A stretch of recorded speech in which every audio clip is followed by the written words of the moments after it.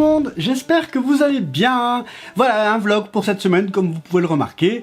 Il y a les épisodes qui sont en cours d'écriture et tout ça et machin, ça continue, ça arrive et ça c'est super chouette.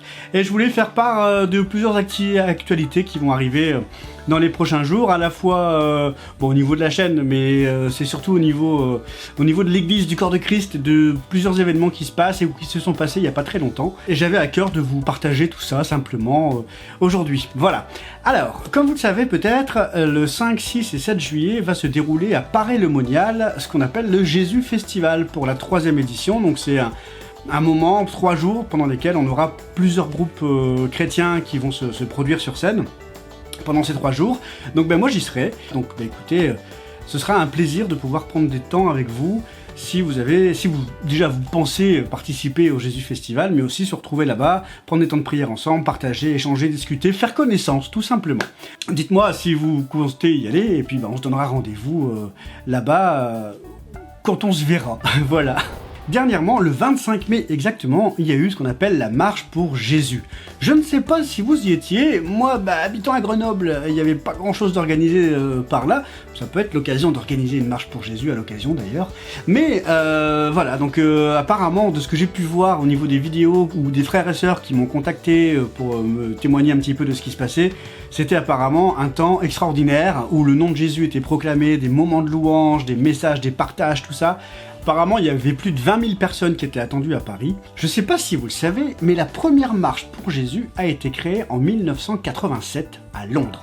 Et on avait 15 000 personnes qui étaient là, puis l'année d'après, plus de 55 000 chrétiens qui étaient réunis justement pour proclamer le nom de Jésus à travers la capitale anglaise. En 1994 s'est déroulée la première marche mondiale pour Jésus avec 10 millions de chrétiens dans 150 pays, en Allemagne, Australie, Chili, France, Ghana, Islande. Et tous les ans maintenant, s'organisent des marches pour Jésus un peu partout dans le monde. En France, la première marche pour Jésus, donc elle a eu lieu en 1991, et c'est à Paris où on a le plus grand nombre de marches, mais aussi le plus grand nombre de personnes. Après tout, c'est la capitale, c'est peut-être normal parce qu'il y a quand même 5 millions de personnes en Île-de-France. Évidemment, j'ai pas inventé ces informations, vous pouvez les retrouver sur le site marchepourjésus.fr et notamment rentrer en contact avec les organisateurs pour pourquoi pas organiser une marche pour Jésus dans votre ville. En ce moment, je suis vraiment en train de peaufiner l'écriture d'un spectacle. J'ai commencé à prendre des cours d'écriture, comme je sais pas si je vous l'avais dit, mais en tout cas voilà, je l'annonce du coup. Ça va faire 1 an et demi maintenant que je prends des cours d'écriture pour écrire dans le cadre de one-man show, stand-up, ce genre de choses. Donc au début j'écrivais beaucoup de sketchs vraiment chrétiens qui racontaient Jésus, qui racontaient tout ça et ça passait plutôt moyen et je savais pas trop comment faire. J'en ai parlé avec des frères, avec des sœurs, tout ça et globalement ce qui ressortait de là c'était écoute Baptiste, va d'abord chercher les gens là où ils sont. Mon prof d'écriture m'a dit à peu près la même chose, dès que tu vas parler de religion ça va être très compliqué d'attirer du monde. Je fais oui mais moi je m'en fous d'attirer du monde, je suis pas là pour ça. Finalement j'ai été convaincu d'apprendre les techniques et les ficelles de l'écriture comique pour ensuite venir apporter l'évangile. Mais j'apporte quand même l'évangile dans chacun des sketchs d'une manière ou d'une autre.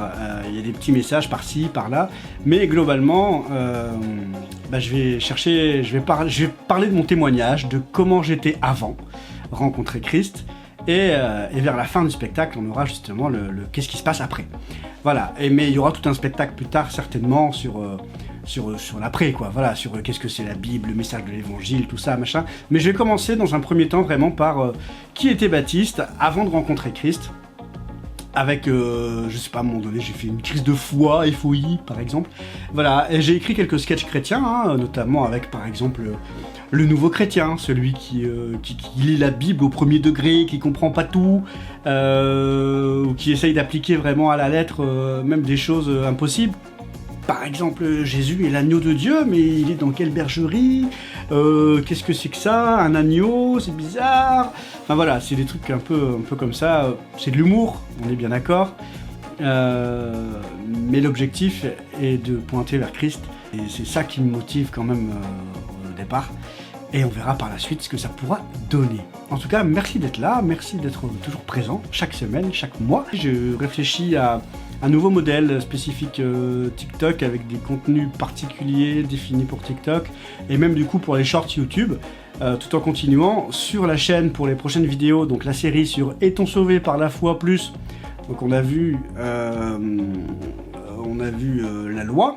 Là arrive la foi plus les bonnes œuvres, hein. Les bonnes œuvres c'est un gros morceau ça aussi, mais après il y a la foi et la repentance, la confession des péchés, le baptême, enfin plein de trucs, et je pense que je vais commencer aussi à travailler les petits épisodes sur les paraboles, sans rentrer dans des études approfondies de chacune des paraboles de Jésus, mais, enfin que Jésus nous a données, mais notamment venir apporter un regard qui explique simplement, et notamment pour celles et ceux qui connaissent pas, parce que quand j'étais pas chrétien, je lisais pas la Bible, donc les paraboles, je connaissais pas, je ne savais pas ce que c'était, et c'est là où est aussi un message très intéressant, très important, très riche, très profond, et voir comment on peut développer ça autour des différentes paraboles, parce qu'il y en a quand même un paquet, il n'y en a pas que 2, hein, et il y a tout un enseignement à tirer de tout ça, d'autant plus qu'il y en a certaines qui se répondent l'une à l'autre, enfin voilà. Et c'est quelque chose que j'ai à cœur, là, qui traîne dans mon cœur depuis plusieurs semaines, et souvent quand il y a quelque chose comme ça qui me tient à cœur, qui reste là, eh ben, c'est que c'est un indicateur de ce que peut-être le Seigneur veut que je développe. En tout cas, parler de lui, c'est dans sa volonté, et puis expliquer la parole, et, en tout cas selon ce que j'en comprends, ben voilà, je pense que c'est dans sa volonté, surtout dès qu'on ramène vers Christ, c'est l'important, c'est vraiment ça le principal.